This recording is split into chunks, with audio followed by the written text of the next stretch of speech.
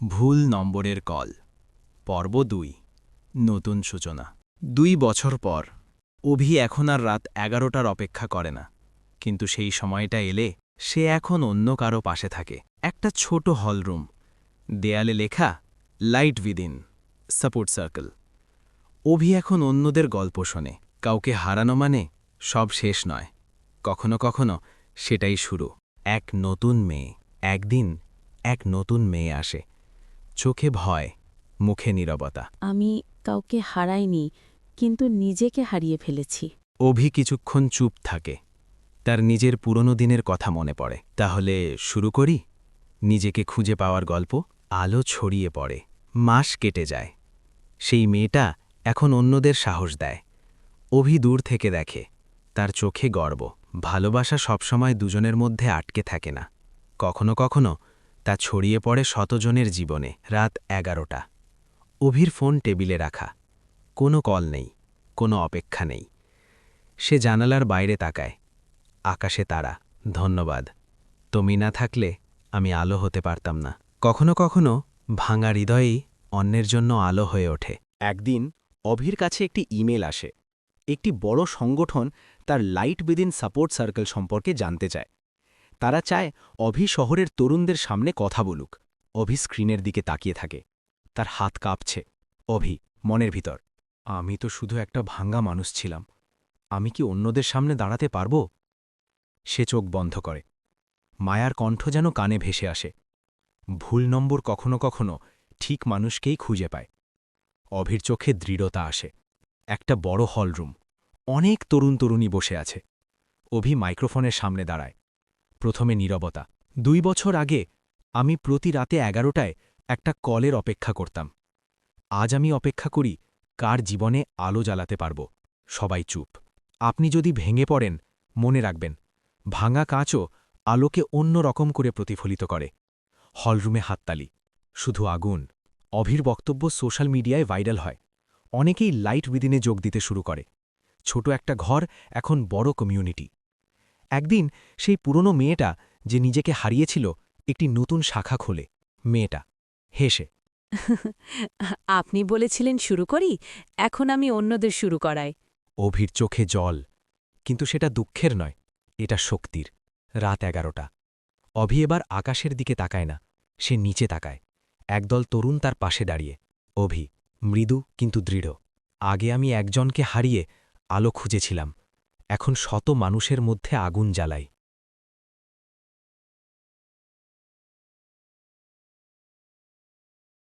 অদ্ভুত চিঠি, বর্ণনা। একদিন লাইট বেদিন অফিসে একটি পুরনো খাম আসে, কোনো প্রেরকের নাম নেই। অভি খুলে দেখে, ভেতরে একটি সিম কার্ড আর একটি ছোট চেরকোট।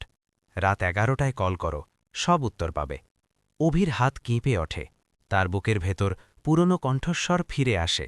ঘড়িতে ১০:৫৯, সবাই অফিস ছেড়ে চলে গেছে। অভি একা, হাতের মধ্যে সেই সিম। ১১টা বাজে, সে কল করে। রিং রিং, ওপাশ থেকে পরিচিত কণ্ঠ। তুমি আগুন জ্বালাতে শিখেছ, কিন্তু জানো কি প্রথম আগুন কে জ্বালিয়েছিল? তুমি? মেয়েটি জানায়, সেদিনের ভুল নম্বর আসলে ভুল ছিল না। সে ইচ্ছা করেই কল রিসিভ করেছিল, কারণ সেদিন সে নিজেও শেষবারের মতো কাউকে শুনতে চেয়েছিল। আর অভির কণ্ঠ তাকে বাঁচিয়ে দিয়েছিল। তুমি ভেবেছিলে আমি হারিয়ে গেছি, কিন্তু আমি দূর থেকে দেখছিলাম তুমি একা আলো খুঁজতে খুঁজতে আগুন হয়ে উঠছ। মেয়েটো বলে, সে বিদেশে একটি বড় মানসিক স্বাস্থ্য সংস্থার সঙ্গে কাজ করছে। তারা লাইট উইদিনকে আন্তর্জাতিক পর্যায়ে নিতে চায়, কিন্তু শর্ত একটাই, অভিকে তার ব্যক্তিগত গল্প সবার সামনে প্রকাশ করতে হবে। তার দুর্বলতা, কান্না, একাকিত্ব, সব। অভিদ্বিধায় পড়ে। আগুন জ্বালানো সহজ, নিজেকে উন্মুক্ত করা কঠিন। রাত ১১টা। এবার সে একা নয়, পুরো কমিউনিটি তার পাশে। অভি লাইভে যায়। আমি শক্তিশালী নই, আমি ভেঙেছিলাম, আর ভাঙা মানুষরাই সবচেয়ে উজ্জ্বল আগুন জ্বালাতে পারে। চ্যাট ভরে যায়, উই আর উইথ ইউ। মেয়েটি স্ক্রিনের ওপাশে হাসে। আন্তর্জাতিক মঞ্চ। ৬ মাস পর লাইট উইদিন এখন শুধু একটি কমিউনিটি নয়, একটি আন্দোলন। অভি দাঁড়িয়ে আছে বিশাল এক আন্তর্জাতিক সম্মেলনের মঞ্চে। পেছনে বড় স্ক্রিনে লেখা গ্লোবাল মেন্টাল হেলথ সামিট 2026। হাজার হাজার মানুষ, লাইভ স্ট্রিমে লক্ষ দর্শক। আমি কোনো হিরো নই, আমি শুধু এক রাত 11টার মানুষ যে একদিন ভুল নম্বরে কল করেছিল আর নিজের ভেতরের আগুন খুঁজে পেয়েছিল। দর্শকরা নীরব, তার প্রতিটি শব্দ যেন হৃদয়ে গিয়ে লাগে। হঠাৎ ঝড়, ভাষণের মাঝখানে সোশ্যাল মিডিয়ায় হঠাৎ ট্রেন্ড শুরু হয়। Hashtag fake story, hashtag marketing drama. কিছু লোক অভিযোগ তোলে, অভির গল্প সাজানো, সহানুভূতি করানোর জন্য নাটক। কমিউনিটি উত্তাল হয়ে ওঠে। মিডিয়া প্রশ্ন তোলে, অভির বুকের ভেতর পুরনো ভয় ফিরে আসে।